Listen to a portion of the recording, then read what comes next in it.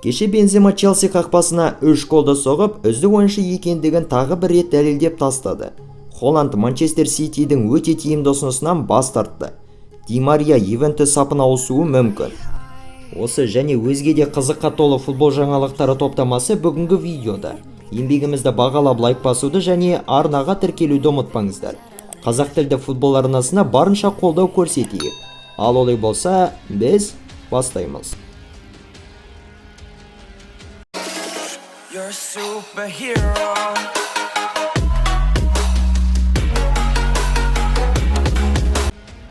Кеше Чемпиондар лигасының 4-1 финалдық кезеңінің ойындары өтті. Алғашқы ойынға тоқталсақ, Вильяреал өз алаңында күтпеген жерден Баварияны жеңіп кетті. Матчтың жалғыз голын ойынның 8-ші минутында Арно Данжума соқты. Қарымта жауапты ойында Бавария өшін алып, Вильяреалды аямай жеңер ме екен деген ой келеді. Барлығын шешуші жауапты ойын көрсететін болады. Ал көпшілік асыға күткен келесі ойынға тоқталсақ, Челси өз алаңда Реалға есе жіберіп жеңіліп қалды.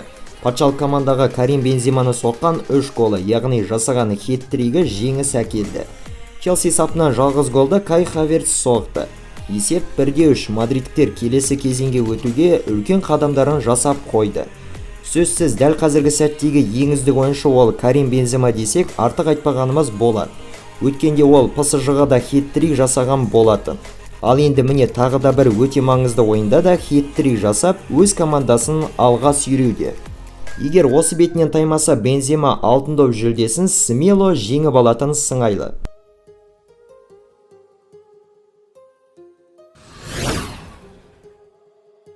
Манчестер Юнайтедтің француздық жартылай қорғаушысы Поль Погба Ювентус сапына ауысқысы келеді деп мәлімдеуде Tutto Sport баспасы.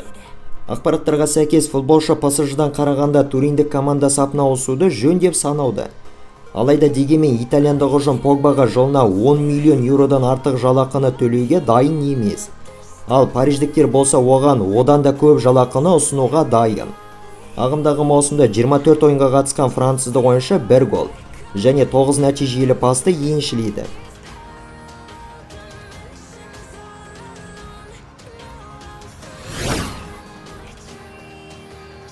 Барселонаның нидерландиялық шабуылшысы Мемфис Депай алдағы жазда басқа команда сапына ауысуы мүмкін. Осы жайында Супер Депорт баспасы хабарлауда.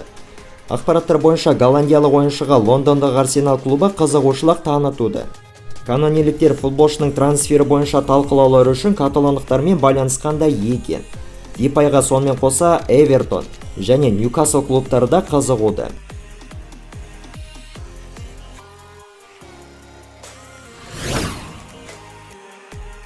PSG-ның аргентиналық жартылай қорғаушысы Анхель Ди Мария осы маусымның соңынан кейін Ювентус сапына ауысуы мүмкін деп хабарлауда La Gazzetta dello Sport баспасы.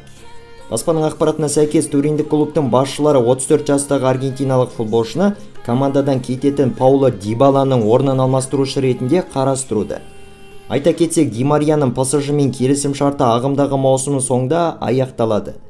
Ювентус клубы жақын арада Анхель Ди Мариямен келіссөздер жүргізуге кіріседі деп күтілуде.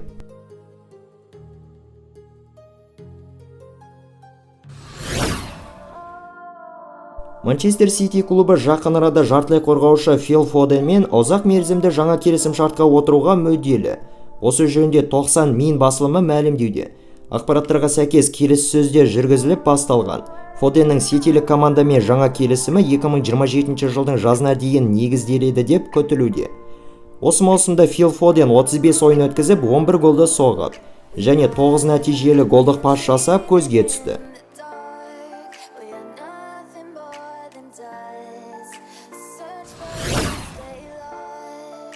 Барселона клубы уругвайлық қорғаушы Рональд Араухомен жаңа келісім шартқа отыру бойынша келісімге келді. Осы жөнінде тілші Фабрицио Романо мәлімдеуде. Ақпараттар бойынша футболшының агенті каталондық клуб басшыларымен жемісті нәтижелі келіссөздер жүргізген. Жақын арада Араухо Барсамен 2026 жылдың жазына дейінгі келісімге отырады деп күтілуде.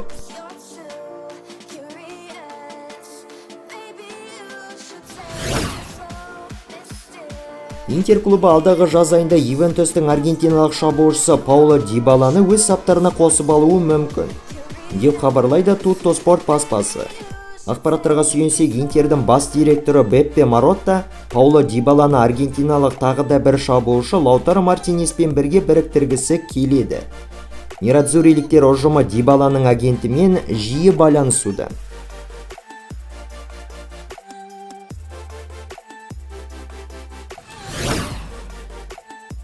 Манчестер Юнайтед командасының жаңа бас жаттықтырушысы Аякстың қазіргі кездегі бапкері Эрик Тен Хаг атанбақ, деп хабарлауда ESPN баспасы. Баспаның ақпараты бойынша ағылшында клубтың басшылары голландиялық маманды маусым соңынан кейін тағайындау шешімін қабылдаған.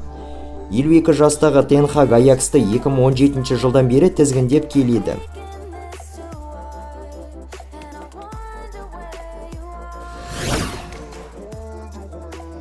Мадридтік Реалдың француздық шабуылшысы Карим Бензема өзінің футболдық мансабында алғаш рет 40-тан астам голды соғып отыр. Шабуылшы осы маусымда 36 голын Реал сапында, ал 5 голын Франция құрамасы сапында соғқан. Осынша голды соғу үшін Бензема 42 ойында өткізген екен.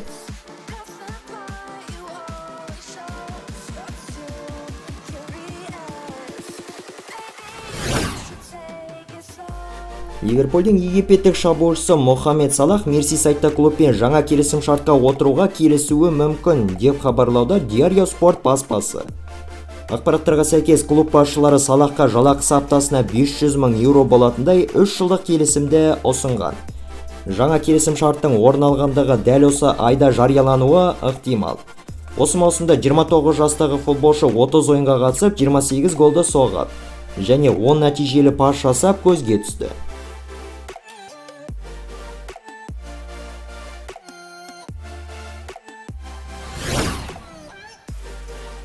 Манчестер Сити клубы Дортмундтық Боруссияның шабуылшысы Эрлинг Холландқа жалақысы жылына 28 миллион еуро болатындай ұсыныс жасаған болатын. Алайда норвегиялық ойыншы бұдан бас тартты. Осы жайында The Telegraph баспасы хабарлауда.